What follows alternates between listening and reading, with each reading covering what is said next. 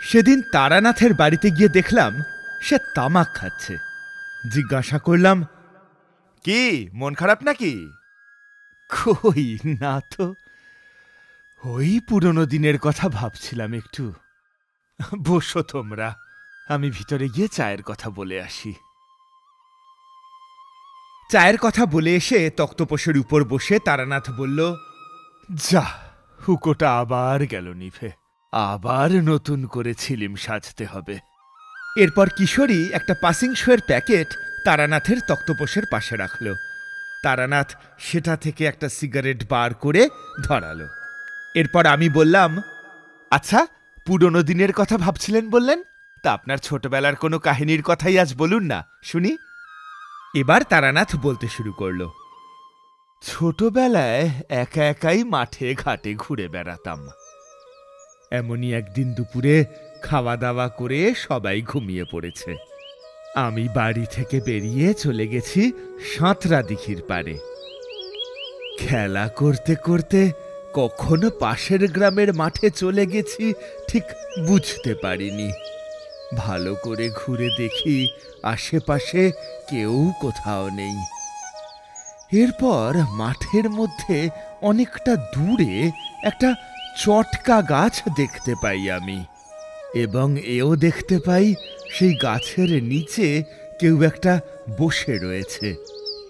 কাছে গিয়ে দেখলাম কুচকুচে কালো একটা লোক খালি গায়ে বসে রয়েছে। তার হাতে একটা পাঁচন বাড়ি, এবং দূরে বেশ কয়েকটা শুয়োর চড়ছে দেখলাম। মনে মনে ভাবলাম লোকটা হয়তো শুয়োর চড়াতে চড়াতে ক্লান্ত হয়ে গেছে, তাই গাছতলায় বসে পড়েছে। আমি পায়ে পায়ে তার দিকে একটু এগিয়ে যেতেই লোকটা আমাকে দেখে হাসল। তারপর বলল,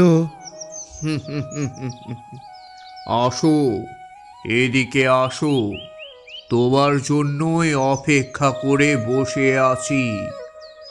অবাক হয়ে বললাম, আমার জন্য?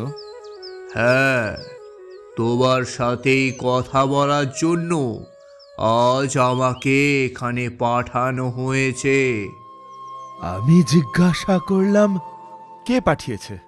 সে তুমি বুঝবে না, বড় হলে নিজেই বুঝতে পারবে। এদিকে এগিয়ে এসে বসো তো দেখি আমার কাছে।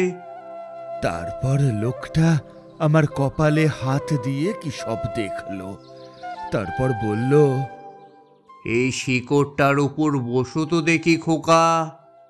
ইতিমধ্যে ওই শুয়োরের দলে দু একটা শুকর মারামারি করছে দেখে লোকটা তার হাতের পাঁচন বাড়িটা তুলে বলল, এই, আমি জেগে আছি এখনো। এবার তার হাতের পাঁচন বাড়িটাকে ভালো করে দেখে বুঝলাম সেটা কোনো গাছের ডালের কিংবা বাঁশের তৈরি নয়, কিসের যেন সরু হাড় সেটা। তাকে আমি জিজ্ঞাসা করলাম, কোথায় থাকো তুমি? এই গায়ে তো আগে দেখিনি। দেখনি, আমায় অল্পতে ধরে না যে।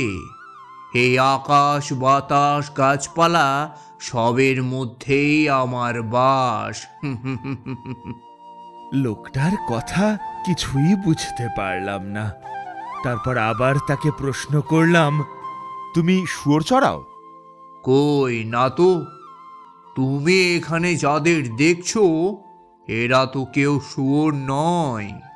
তাহলে ওগুলো কি, শিয়াল? তুমি ছোট, তাই তোমাকে এখনো বোঝাতে অসুবিধা হবে। তাও বলছি, শোনো, এরা কেউ শুয়োর নয়। এরা হচ্ছে আমাদের ভেতরে থাকা এক একটা দোষ। মেয়ে দোষগুলোর জন্য আমরা খারাপ কাজ করি, সেগুলোর বহিরাগত রূপ হলো এরা। সাধারণ মানুষকে এরা চড়িয়ে বেড়ায়, কিন্তু আমি এদের চড়িয়ে বেড়াই না। এবার আমাকে যেতে হবে। তার আগে যে কাজের জন্য এখানে এসেছি সেটা করে নি। এদিকে এগিয়ে এসো তো খোকা, আমি তোমাকে কিছুটা মন খারাপ দিয়ে যাব। এরপর আমার দুই কাঁধে হাত দিয়ে লোকটা আমাকে তার চোখের দিকে তাকাতে নির্দেশ করল। তার চোখের দিকে বেশ কিছুক্ষণ তাকিয়ে থাকার পর দেখলাম তার চোখের ভিতরে আরো একটা যেন জগৎ রয়েছে। সেই জগতে আমি মেঘ, পাহাড়, ঝর্ণা, তারপর গ্রহ, নক্ষত্র সব কিছু দেখতে পাচ্ছি। এরপর আমার অতি পরিচিত বেশ কিছু মানুষকে দেখতে পেলাম তার চোখের মধ্যে। এরা এক সময় আমাকে খুব ভালোবাসতো, কিন্তু এখন এই জগৎ থেকে তারা মিলিয়ে গেছে। আস্তে আস্তে ফিরে এলাম সেই চটকা গাছের নিচে। মাঠের উপর দিয়ে শুয়োর চড়িয়ে লোকটা কোথায় যেন মিলিয়ে গেল। কিন্তু কি মন খারাপটাই সে দিয়ে গিয়েছিল আমাকে। একা তো ছিলামই, আরো একা হয়ে গেলাম। সব সময় মনে হতো কি একটা কাজ যেন বাকি পড়ে আছে, কোথায় যেন একটা আমাকে চলে যেতে হবে। এরপর প্রথম জীবনে ঘর ছেড়ে বেরিয়ে পড়ি, সে কথা তোমাদের বলেছি। বীরভূমের এক শ্মশানে মাতু পাগলির দেখা পেয়েছিলাম, সে কথাও তোমাদের বলেছি। কিন্তু মুর্শিদাবাদ জেলার এক অজপাড়াগাঁয়ের শ্মশানে সদ্গুরু সাহায্যে আমি একবার সব সাধনা করেছিলাম। সে সময় আশেপাশের গ্রামগুলোতে কলেরা রোগের জন্য প্রচুর মানুষ মারা যাচ্ছিল। এক সময় এমন পরিস্থিতি আসে যে মৃতদেহ দাহ করার জন্য কাঠ কম পড়তে লাগলো। মুখে আগুন দিয়ে শ্মশানের একধারে মৃতদেহ ফেলে লোকজন পালায়। তারই ভিতর থেকে লক্ষণযুক্ত একটা মৃতদেহ তুলে এনে পূজার আয়োজন করে সব সাধনায় বসলাম। ঘোর অমাবস্যার রাত্রি সেদিন। গুরু আমাকে আসনে বসিয়ে দিয়ে সকালে আসবো বলে চলে গেলেন। এরপর সেই মৃতদেহকে সামনে রেখে সারা রাত মুখ বীজ মন্ত্র পড়তে লাগলাম। একটা কথা তোমাদের বলে রাখি, এক রাত সব সাধনা করে সিদ্ধি লাভ করা যায় না। বিশেষ বিশেষ কিছু তিথিতে বেশ কয়েকবার সব সাধনা করলে তবেই সিদ্ধি আসে। এতে অনেক বছরও লেগে যেতে পারে। ধরো তিথি শুভ, পূজার আয়োজন সবকিছু আছে, কিন্তু শেষ পর্যন্ত মৃতদেহ পাওয়া গেল না, তাহলে সব কিছু পণ্ড।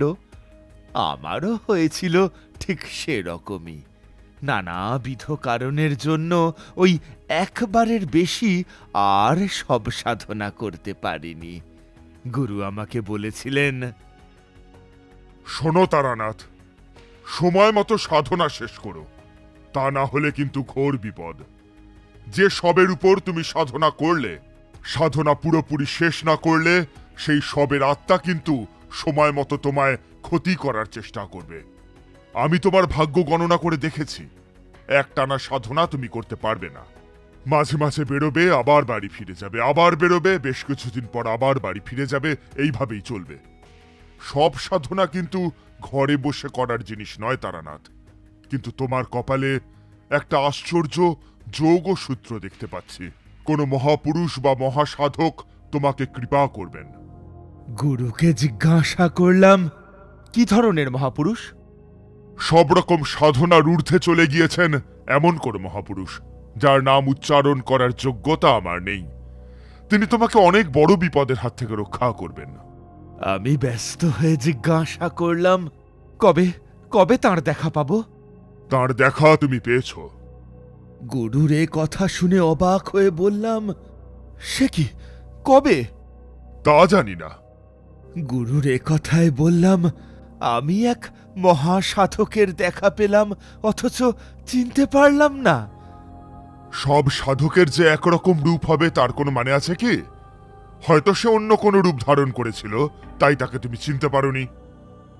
এইবার আমার ছোটবেলায় কৈখালির মাঠের সেই চটকা গাছের নিচে দেখা লোকটার কথা মনে পড়ে গেল। এরপর গরুর কাছ থেকে বিদায় নিয়ে পথে পথে ঘুরে বেড়াই। রাত হলে শ্মশানে আশ্রয় নিই। এইভাবেই বেশ কিছুদিন কাটালাম। একদিন এক রেল স্টেশনের প্ল্যাটফর্মে বসে রয়েছি, মুষলধারে বৃষ্টি হচ্ছে। বিড়ি কিনবো বলে প্ল্যাটফর্মে থাকা একটা দোকানের কাছে যেতেই হঠাৎ পিছন থেকে একজন বলল, আরে তারানাথ!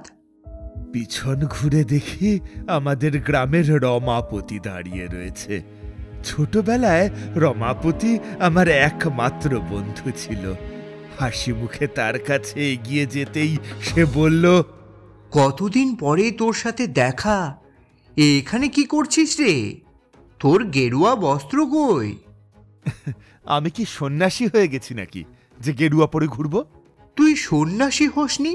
তবে গ্রামে যে সবাই বলে তুই নাকি সন্ন্যাসী হয়ে কোথায় চলে গেছিস। আমি সাধু হওয়ার চেষ্টা করছি ভাই, গেরুয়াধারী সন্ন্যাসী হইনি। এরপর রমাপতি বলল, তারানাথ, তোর জন্য একটা খুব খারাপ খবর আছে ভাই। কাকিমা খুব অসুস্থ অবস্থায় আছে, খুব একটা ভালো নয়। তুই এখন একবার বাড়ি যা। রমাপতির এই কথা শুনে আমার পথে পথে ঘোরা সাধনা এসব যেন কোথায় উধাও হয়ে গেল। মনে মনে ভাবলাম, আমার আমার জন্মদাত্রী মা অসুস্থ, আমি আমি আজই বাড়ি ফিরব। বাড়ি ফিরে এসে মায়ের সামনে গিয়ে জিজ্ঞাসা করলাম, এখন এখন কেমন আছো মা? ভয় নেই, তুই এসে গেছিস। এই যাত্রায় আমি আর মরব না। বাইরে এক টানা বৃষ্টি হয়েই চলেছে। আমাদের গ্রামের পুরনো চাষি বনমালী এসে বলল, দাদা বাবু, এই এমন কাণ্ড জন্মে দেখেনি। এই পুরো গ্রাম একেবারে জলে থই থই করছে। পাঁচু হালদারের বাঁশবাগানে এক হাঁটু জল। তার চেয়েও অবাক করার বিষয় হচ্ছে, ওই কৈখালির মাঠে মাছ খেলছে দেখে এলুম। শিং, মাগুর, পোনা, সারা কই একেবারে শয়ে শয়ে মাছ। শৈশবে আমার মাছ ধরার খুব নেশা ছিল। শুধু ছিপ দিয়ে নয়, পোলো, হাত জাল আর খোঁজ দিয়েও আমি মাছ ধরেছি। বনমালীর কথা শুনে মাছ ধরার ইচ্ছেটা আবার চাগার দিয়ে উঠল। বনমালীকে ডেকে বললাম, তুমি আমাকে একটা পোলো জোগাড় করে দিতে পারবে? মাছ ধরবে নাকি? হ্যাঁ, অনেকদিন অভ্যেস নেই, যদিও দেখি যদি ধরতে পারি কয়েকটা। বনমালী আমার কথা শুনে বলল, ঠিক আছে, ও বেলা এনে দেবো একটা। বিকেলে বনমালী পোলো এনে দিল একটা। খাওয়া দাওয়া সেরে রাত 11টা নাগাদ লণ্ঠন আর পোলো নিয়ে বেরোলাম মাছ ধরতে। বনমালীও সঙ্গে যেতে চেয়েছিল, কিন্তু আমি রাজি হইনি। আজ সন্ধ্যে থেকে বৃষ্টিটা একটু কমেছে, কিন্তু এখনো সমস্ত আকাশ কালো মেঘে ঢেকে রয়েছে। হাঁটুর একটু নিচ বরাবর জল ঠেলে কৈখালির মাঠে গিয়ে দেখলাম প্রচুর মাছ খেলা করছে। রাত 1:30টার মধ্যে অনেক মাছ ধরে ফেললাম। আমার ব্যাগে মাছ রেখে ব্যাগটা বেশ ভারী হয়ে গিয়েছিল। এদিকে আবার মেঘ ডাকতে শুরু করেছে, যে কোনো মুহূর্তে বৃষ্টি নামবে ঝেপে। মনে মনে স্থির করলাম এবার বাড়ি চলে যাওয়াই ভালো। কিন্তু মনের মধ্যে কেমন যেন একটা অস্বস্তি হচ্ছিল। কোনো অমঙ্গল আসতে চলেছে এমনটা মনে হতে লাগলো বারবার। বাড়ির দিকে একটু যেতেই ঝিরঝির করে বৃষ্টি নামলো। তাড়াতাড়ি ছাতা খুলতে যাচ্ছি, এমন সময় হঠাৎ হাত ফসকে লণ্ঠনটা গেল জলে পড়ে। এবার আমি দেখলাম চারিদিকে ঘুটঘুটে অন্ধকার, কিন্তু দাঁড়িয়ে থেকে তো লাভ নেই। আন্দাজে আন্দাজে চলতে শুরু করলাম। হঠাৎ করে বিদ্যুৎ চমকালো।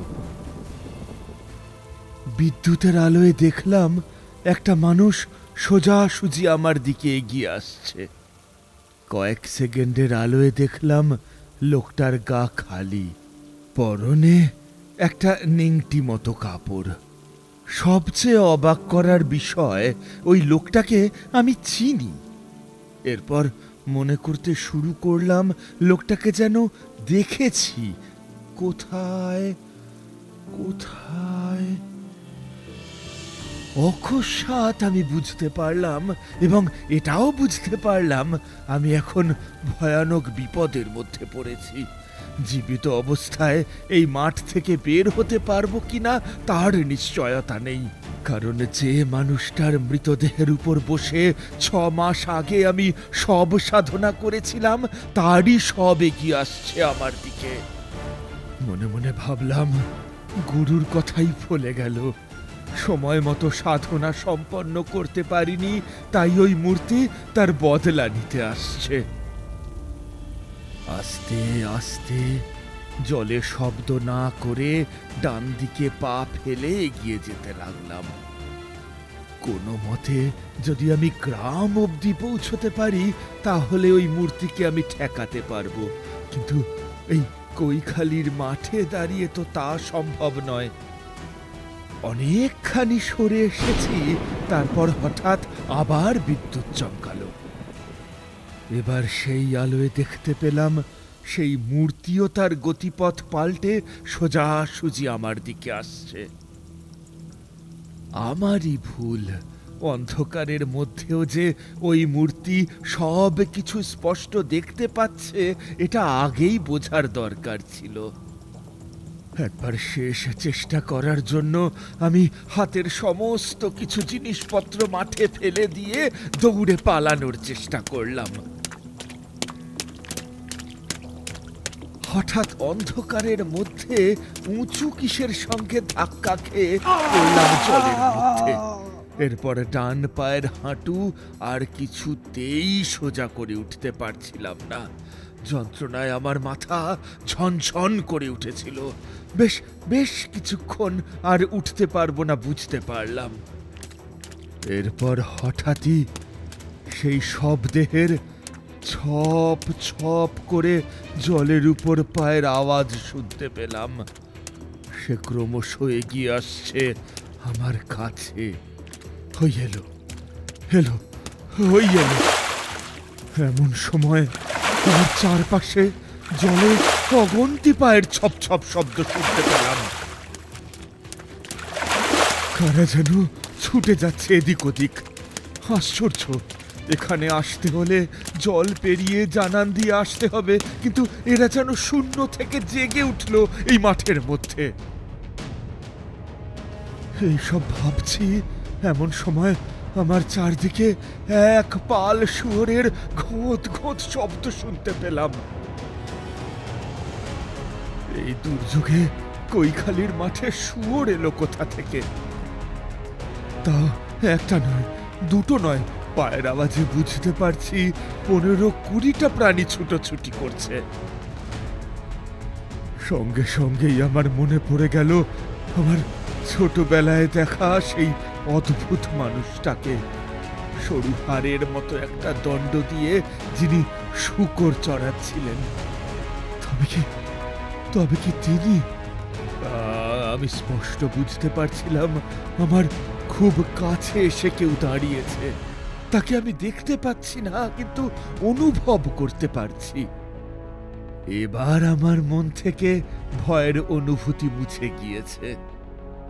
পরিবেশে যে অমঙ্গলের অনুভূতি সৃষ্টি হয়েছিল, তা এখন মুছে গিয়ে এক পবিত্র উপস্থিতি অনুভব করছি। এরপর আবার হঠাৎ বিদ্যুৎ চমকাতে দেখি মাঠে আমি একা, কোথাও কেউ নেই। রাত তখন প্রায় 2:30। বৃষ্টি ঝরছে তো ঝরছে। কোনো রকমে বাড়ি ফিরে এসে শুয়ে পড়লাম। পরদিন সকালে মেঘ কেটে সূর্য উঠল। 5-6 দিন পরে। মনে মনে ভাবছিলাম, কাল রাতে কি সত্যিই এরকম কিছু হয়েছিল আমার সাথে? বাড়িতে কাউকে কিচ্ছু বললাম না, শুধু শুধু তাদের চিন্তা বাড়িয়ে লাভ নেই। এরপরে মা সুস্থ হয়ে ওঠার মাসখানেক পরে আবার বেরিয়ে পড়লাম। ঘুরতে ঘুরতে এক সন্ধ্যায় খামার বেড়িয়া নামের এক গ্রামে গিয়ে পৌঁছলাম। দেখি গ্রামের এক ধারে ঝুড়ি নামা এক বটগাছের নিচে এক সাধু ধুনি জ্বালিয়ে বসে আছেন। ভাবলাম সেই রাতটা ওনার সাথেই কাটিয়ে দেব। গুটি গুটি পায়ে তার দিকে এগিয়ে যেতেই সাধু আমাকে বললেন, কি চাই? কিছু না, কেবল আজকের রাতটুকু আপনার সাথে কাটাতে চাই। সাধু আর কোনো প্রশ্ন করলেন না, শুধু বললেন, থাকো। বেশ কিছুক্ষণ পরে সাধু তার ঝুলি থেকে একখানা পাকা কলা বের করে আমাকে দিয়ে বললেন, খেয়ে নাও। খেতে খেতে সাধুজিকে প্রশ্ন করলাম, আপনি কোন মার্গের সাধক? সাধু মৃদু হেসে বললেন, কোনো মার্গেরই নয়, আমার দীক্ষাই হয়নি। অবাক হয়ে বললাম, সে কি? তাহলে? তাহলে আর কি, এদিক ওদিক ঘুরে বেরিয়ে ভগবানের নাম করি। ভগবানকে ডাকবো, তার আবার দীক্ষাকে? মার্গে কি? সাধুজির কথা শুনে ওনার প্রতি শ্রদ্ধা আমার আরো বেড়ে গেল। বললাম, আচ্ছা, আপনি ধ্যানের সময় ঈশ্বরের কোন রূপ কল্পনা করেন? কোন রূপই কল্পনা করি না।